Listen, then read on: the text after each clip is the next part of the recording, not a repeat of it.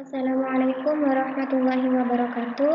Perkenalkan, nama saya Rodiatul Hasana dari Fakultas Tarbiyah Prodi PAI dari kelas 3B. Dan di sini saya akan sedikit memaparkan tentang teori belajar kognitivisme dan teori belajar humanisme, yang merupakan tugas mata kuliah model dan strategi belajar mengajar oleh dosen pengampu Dr. Ahmad Ihsanul Murdaqin, MPDI. Dan di sini ada beberapa poin-poin pembahasan. Yang pertama yaitu tentang teori belajar kognitivisme. Yang kedua tentang teori belajar humanisme. Baik, kita masuk ke poin yang pertama, yaitu tentang teori belajar kognitivisme. Dan di sini definisi teori belajar kognitivisme.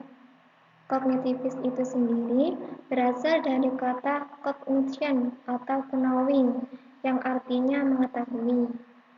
Dan ada juga asumsi dasar teori belajar kognitivisme. Setiap orang telah mempunyai pengalaman dan pengetahuan di dalam dirinya. Dan pengetahuan ini tertata dalam bentuk struktur yang kognitif. Dan dapat ditarik kesimpulannya bahwa teori belajar kognitivisme adalah teori belajar yang mengaitkan pengetahuan baru dengan pengetahuan yang lama yang sudah dimiliki siswa itu sendiri. Dan di sini ada penjelasan tentang teori pembelajaran kognitivisme menurut Jean Piaget. Dan menurut Jean Piaget ada tahap-tahapan perkembangan kognitif, di antaranya yaitu tahap sensori motor, di mana tahap ini terjadi pada anak mulai dari 0 sampai 2 tahun. Selanjutnya tahap praoperasional, di mana terjadi pada anak umur 2 sampai 7 tahun. Ada juga tahap operasional konkret yang terjadi pada anak berusia 7 sampai 11 tahun. Yang terakhir, tahap operasional formal, di mana terjadi pada anak yang berusia 11 tahun ke atas. Dan di sini, Jean Piaget juga mengemukakan bahwa belajar akan lebih bernilai apabila disesuaikan dengan tahap perkembangan kognitif peserta didik. Jadi, kita bisa menarik kesimpulannya bahwa teori ini ada tahapan-tahapan dari setiap umurnya atau dari setiap tingkatan umur 0 sampai dewasa. Dan di sini ada tahap perkembangan teori belajar kognitivisme menurut Piaget. Yang pertama yaitu tahap sensori motor, di mana terjadi pada anak yang berusia 0 sampai 2 tahun. Dan tahap ini penyusunan pemahaman lingkungan dengan target yang sederhana, menggunakan 5 panca indera, misalnya melihat, mendengar, merasakan, dan tidak bisa menulis atau membaca ataupun menganalisa. Contohnya ada pada diri bayi yang umurnya dari 0 sampai 2 tahun. Yang kedua yaitu tahap preoperasional, di mana anak yang berumur 2 sampai 8 tahun. Dan pada tahap ini, tahap penguasaan bahasa dan memahami konsep yang sederhana. Yang ketiga yaitu tahap operasional yang konkret, di mana terjadi pada anak yang umurnya 7 atau 8 tahun sampai 11 atau 12 tahun. Dan pada tahap ini, tahap kecakapan berpikir logis dengan benda yang bersifat konkret atau nyata. Dan ini biasanya terjadi pada anak yang duduk di bangku 5 kelas SD. Dan tahap yang terakhir yaitu tahap operasional formal atau anak yang berumur 11 sampai 12 tahun ke atas. Dan tahapan yang terakhir ini tahapan yang mampu berpikir logis dan abstrak. Dan di sini anak sudah mulai berpikir abstrak dan logis dan dia sudah bisa membayangkan, kemudian bisa mengimplementasikan pemikirannya dia sendiri yang abstrak. Jadi, menjadi konkret atau nyata dan bisa menganalisis kesimpulannya.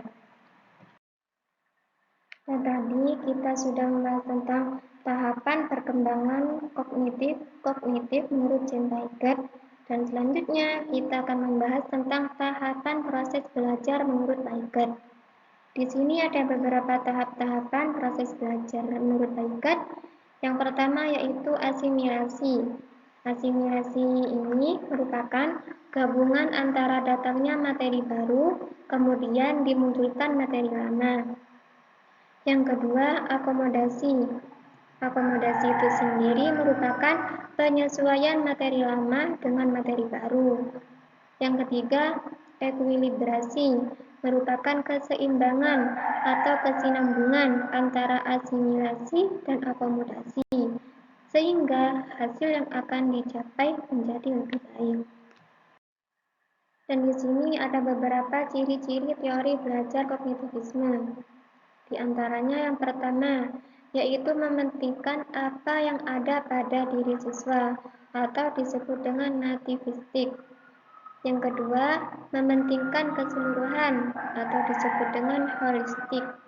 Yang ketiga, mementingkan kognitif, dan pada dasarnya secara umum proses pengetahuan atau pengalaman lebih dipentingkan. Yang keempat, mementingkan waktu pada kondisi sekarang. Yang nomor 5, mementingkan pada struktur kognitif. Maksudnya harus sesuai dengan informasi yang lama dengan informasi yang baru. Setelah kita tadi membahas tentang tahap perkembangan kognitif, ada tahap proses belajar menurut Piaget, dan ada ciri-ciri teori kognitivisme. Dan di sini selanjutnya ada juga kelebihan dan kekurangan pada teori belajar kognitivisme. Jadi yang pertama yaitu ada kelebihan. Dan kelebihannya itu, yang pertama menjadikan siswa lebih kreatif dan mandiri, membantu siswa memahami materi pembelajaran dengan lebih mudah, dan berpikir kritis melalui teori kognitif dan belajar bertanggung jawab. Di sini kekurangannya adalah pada dasarnya teori kognitif ini lebih menekankan pada kemampuan ingatan peserta didik dan kemampuan ingatan masing-masing peserta didik. Sehingga kelemahan yang terjadi di sini adalah selalu menganggap semua peserta didik itu mempunyai kemampuan daya ingat yang sama dan tidak dibeda-bedakan. Nah, tadi kita akan sudah membahas poin yang pertama yaitu tentang teori belajar kognitivisme, di mana dari teori belajar kognitivisme itu ada tahap-tahapan perkembangan dan juga ada tahapan proses belajarnya dan juga ada ciri-cirinya dan juga ada kelebihan dan kekurangannya. Dan selanjutnya saya akan membahas tentang poin yang kedua, yaitu tentang teori belajar humanisme. Dan di sini, humanisme itu merupakan aliran atau teori yang muncul pada tahun 1940-an. Kemudian dimunculkan karena ketidakpuasan akan teori behaviorism yang dianggap kuno. Dan menurut bahasa human artinya manusia yang memiliki tujuan untuk menghasilkan hasil terbaik berdasarkan potensi masing-masing. Dan di sini, teori humanisme juga dapat diartikan sebagai teori yang menggunakan cara demokratis, yaitu murid juga dimanusiakan atau terlibat aktif dalam pembelajaran. Teori humanistik berasumsi bahwa teori belajar apapun baik dan dapat dimanfaatkan, asalkan tujuannya untuk memanusiakan manusia, yaitu pencapaian aktivitas diri, pemahaman diri, serta realisasi diri. Dan pada hakikatnya, dari teori humanisme adalah bahwa cara pendidikan untuk menciptakan bentuk yang tepat sasaran dan cara belajar yang dapat mengembangkan potensi terbesar seseorang manusia adalah dengan cara kreatif dan inovatif. Dan di sini menurut beberapa tokoh tentang teori humanisme. Di sini pendapat Arthur Combe bahwa seorang tenaga pendidik atau guru tidak boleh memaksa seseorang untuk mempelajari hal yang tidak disukainya, karena sama saja melakukan hal yang tidak mendatangkan kepuasan. Dan belajar dapat dikatakan terjadi apabila memiliki makna bagi seorang yang belajar. Dan dalam pembelajaran, peran siswa harusnya lebih dominan dibandingkan dengan guru. Dan siswa merupakan pelaku utama dalam proses pembelajaran. Dan siswa diarahkan untuk memahami potensi diri, mengembangkan potensi dirinya yang positif, dan meminimalkan potensi diri yang negatif. Dan belajar tidak memfokuskan kepada hasil belajar, melainkan pada proses. Dan di sini ada peran guru dalam teori belajar humanisme menurut Arthur Combe, di mana yang pertama, fasilitator sebaiknya memberi perhatian pada penciptaan suasana dan situasi kelas. Dan fasilitator membantu untuk memperoleh dan memperjelas tujuan, baik untuk individu maupun keseluruhan siswa.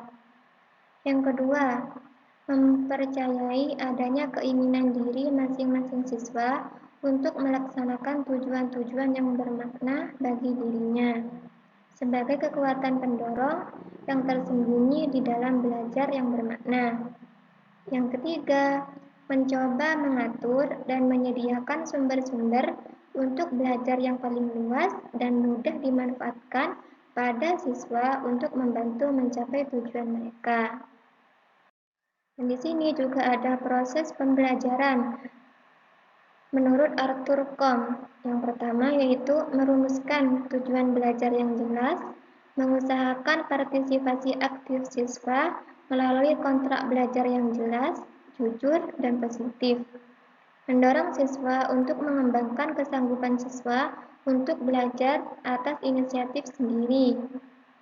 Mendorong siswa untuk peka berpikir kritis, memaknai proses pembelajaran secara mandiri. Siswa didorong untuk bebas mengemukakan pendapat, memilih pilihannya sendiri, dan melakukan hal yang diinginkan, serta menanggung resiko dari perilaku yang ditunjukkan. Dan di sini juga ada kelebihan dan kekurangan dari teori belajar humanisme. Dan kelebihannya yaitu mengedepankan demokratis, partisipatif, dialogis, dan humanis. Suasana yang saling menghargai, peserta didik dapat berperan lebih aktif. Dan di sisi kekurangannya, yang pertama yaitu beberapa konsepnya masih buram dan subjektif. Kreativitas yang sering disalahgunakan karena individu siswa diberikan kebebasan, sehingga terdapat terjadi hal yang tidak bertanggung jawab. Yang ketiga, pemikiran yang tidak berpusat pada pembelajaran karena bermacam-macam pikiran, tiap individu diberi kebebasan mengungkapkannya. Demikian atas pemaparan saya, kurang lebihnya saya mohon maaf. Wassalamualaikum warahmatullahi wabarakatuh.